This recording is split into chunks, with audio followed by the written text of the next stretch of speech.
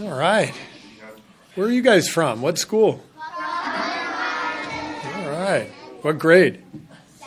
Second grade. All right. Warriors fans? Yeah. Let's go. One of our reporters was in second grade. All right. Who wants to start? I got a lot of hands raised back here, Monty. I think we should. Are we Raymond? Are we going to field any questions from back there? No. Do those at the end. All right. At the end. All right. Sounds good. All right, Monty. How did Jonathan look today?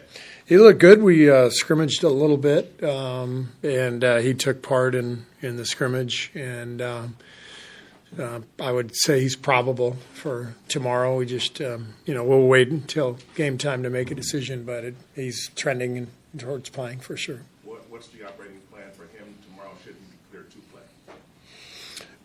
The operating plan is to win the game, whatever that takes. And I won't put him in the starting lineup. We'll keep starting the way we've been starting. We're on a roll. So he'll come off the bench, and you never know how these games go. So whatever it takes to win, that's what we're going to do. Any idea of where you want him in terms of minutes? Nope. I imagine that the ultimate goal will be to play Kuminga in lineups with Steph, with Draymond, with Jimmy. How do you view that combination and how viable it could be? Something that we're for sure going to try, and we have to. I mean, it's obviously has potential to be a dynamic lineup at both ends, and but we also don't want to disrupt the rhythm that we're in right now and the groove we're in. Obviously, every game is crucial at this point in the season. So, it just has to be a process of getting a feel for each game. And, we'll get to that combination at some point, but I can't tell you right now when that'll be. Quentin wasn't in the rotation last time JK was healthy. How do you see those two complementing each other? Yeah, I looked that up yesterday. They literally have not played a single possession together. In theory, they should be pretty good together on offense, because you've got the spacing of QP, the slashing of JK. I imagine we'll find some lineups where those guys are together too. What does Jonathan give you that you don't already have in terms of? Well, he's the most explosive player on our roster, and so the ability to score, coming downhill, finish at the rim, get fouled, score in transition. And then defensively, his ability to switch, guard different positions. So I'm excited about all of that. Any update on Brandon? He did not practice with us today. We're just being extra cautious given that it's his back. And so he won't play tomorrow. But we're hoping, later in the week that he can play. All right. I'm just curious if you've seen or if you have a feel for how Jonathan Kuminga is feeling mentally, knowing that he's been out for a while and wanting to get back on the court. Have you had a chance to talk with him about it? Yeah, we've spoken pretty frequently over the last couple of weeks, and he's excited about playing, but he understands the circumstances. This is actually probably the hardest time to return to a team when a team's rolling, because you don't want to disrupt anything, but he's obviously aware of that, and we've talked about just coming in and playing as hard as he can for short bursts, because if he does that, he's going to impact winning, and that's the whole point of this exercise. How do you think Draymond's holding up? Obviously, you wanted to not put so much wear and tear on him by not playing at the 5 early this season. You moved to the 5. It's been going obviously well on the court, but how do you think he's holding up, and do you feel like you can keep it going? He's holding up really well, and I think Quentin's insertion into the rotation, whether he's starting like he has the last couple games or coming off the bench, that's helping because Draymond now is getting minutes at the 4. He's not playing all of his minutes at the 5. But he is playing more minutes at that spot than he was earlier in the year. I think it's much different for him mentally and physically if we're doing this the last 20, 25 games of the year and not all 82. I think he definitely is feeling really good. He's excited. He's motivated. He's confident. I think he's playing out of this world. I think if you ask the other 29 coaches in the league, they would all tell you he remains one of the very best defenders on earth. I mean, the stuff he does is incredible. He probably doesn't get the same recognition in that regard as he used to, but he's still at the top of his game defensively, and it shows. We were talking to Jimmy the other night, and he was talking about how happy he is to be here, how much he enjoys his teammates. Are you seeing that too and feeling that too? Talking about Jimmy? Yes. Yeah, I mean, you can see it. He's very happy here. He's very comfortable. We're obviously winning almost every night with him, and it's so it's been a great transition and a great fit for both sides. So I think the vibe that Steph Curry sets here really allows any player in any set of circumstances to come to the Warriors and thrive. I mean, it's just, and especially somebody like Jimmy, who's that talented, that good. Steph's a really easy guy to play with, but he's also, like I said, he just sets an amazing tone culture-wise. You're only, I think, 2 wins away from passing Attles for the franchise record among coaches. How much does that mean to you, if at all?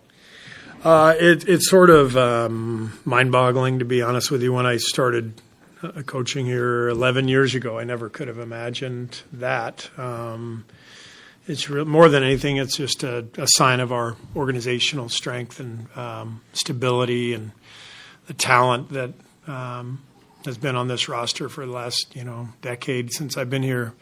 So it's humbling in a lot of ways. It's really not something I ever could have imagined. Was there I'm sure there were several, was there an interaction as you had with Al that just kind of stands out?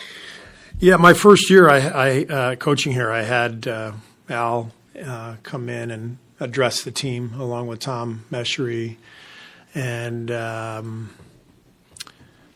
think Nate Thurman came in too. Yeah, so we had the three of them come in and address the team and talk about the history of the Warriors and the tradition, and he talked a lot about his childhood, in New Jersey and what the game has meant to him, and what the Warriors, had meant to him. And it was a great chance for our guys to connect with, the man whose name adorns our practice court, And so Mr. Warrior, there was a reason he was named nicknamed Mr. Warrior. He really epitomizes everything this franchise or epitomized, everything this franchise is about, and that's why his legacy, lives on after his passing. We know that 26 points from Gary is an outlier, but what does he give this team? Not just the things you see, but the little things that help this team be successful. He's a great player. I mean, he's one of our best ball movers. The ball automatically swings when he's out there. We talk about 0.5 basketball all the time. Gary's a 0.5 player. The ball swings. When he sets a screen, he dives. When he catches it, he either finishes or moves it. A lot of great stuff happens when Gary's on the floor. He's elite defensively on the ball. And then when he makes threes, it's just icing on the cake. What do you attribute the fact that he's been more statistically, he's had better stats as of late? We know the impact in little things. I think his health, honestly. He's had a really good stretch of health the last month, and that's allowed him to find a rhythm. I think the trade, honestly, helped him like it helped Moses and BP. It just clarified who our top 9 guys were or so, and it carved out a more consistent role for him. Do you think the clarification on roles will help Jonathan? Because there would be nights where I have to take over for the second. That remains to be seen because, we can't really predict anything, but we're in a really good groove right now. And obviously we want to incorporate him because of his ability and the things that he can provide that we don't have. But it always has to click, and that's the beauty of basketball. It's a five-man game, and, so we've got to help him fit into this current team, which is a completely different team than the one he left when he got injured.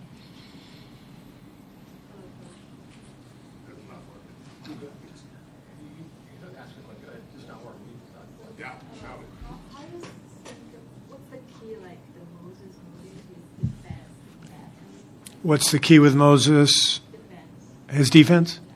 I think his length. He's able to use his length to still bother shots and disrupt dribbles and that sort of thing.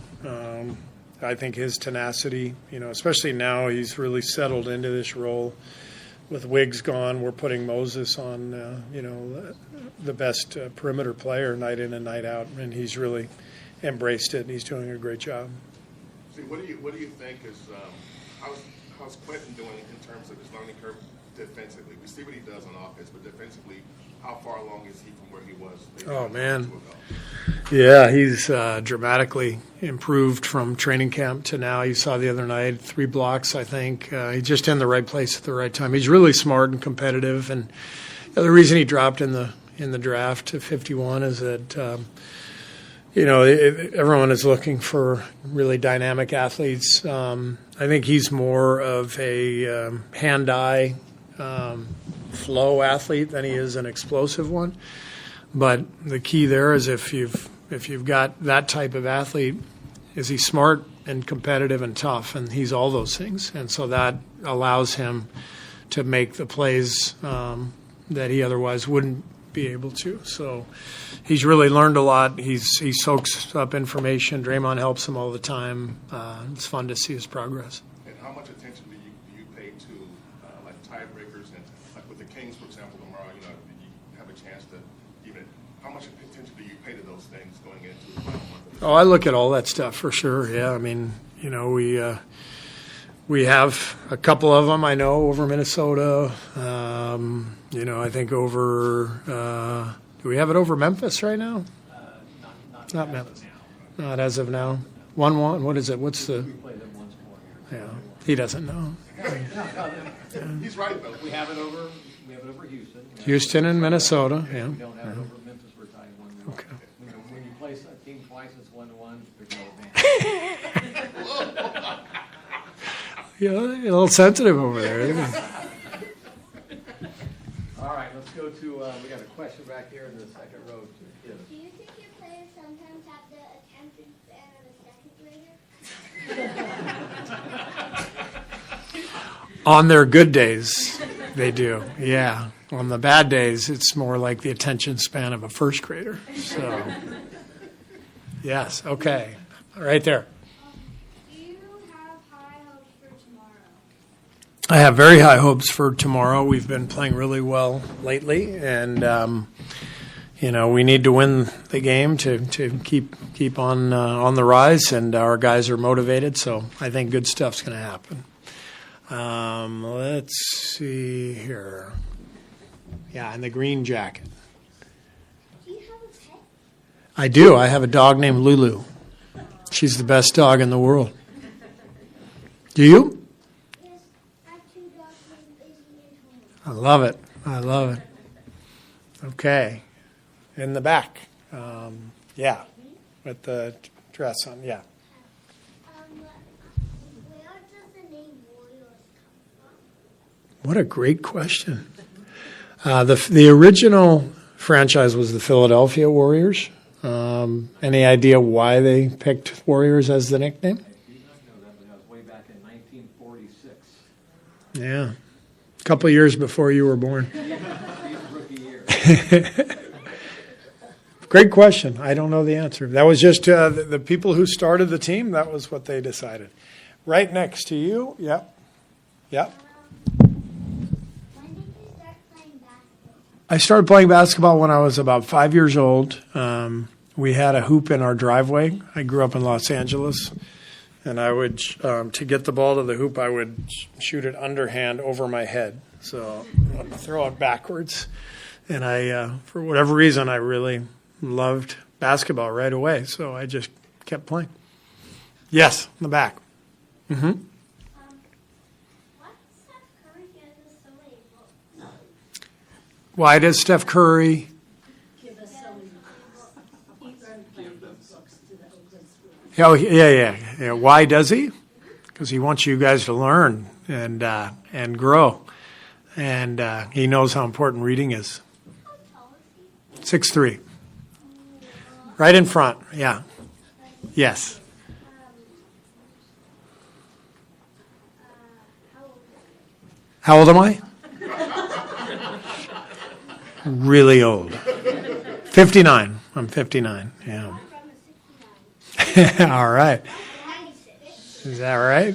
All right, how about right here in the blue sweatshirt? How many championships have you gotten with Michael Jordan? Another good question. I won 3 championships with Michael Jordan.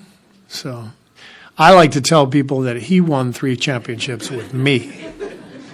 Okay. Yes, in the back. How many records does Steph Curry have? How many what? Records. Records? That would be a question for Raymond Ritter, who is our media relations director. So his job is to know all this stuff. Unfortunately, he usually doesn't. Because I have no idea. Tomorrow night actually needs 2 3-pointers for 4,000 for his career. That's about 900 more than any other player's made in the history of the game. the answer to your question is Steph has dozens and dozens and dozens of records, maybe hundreds of records. Right next, yeah. If you were a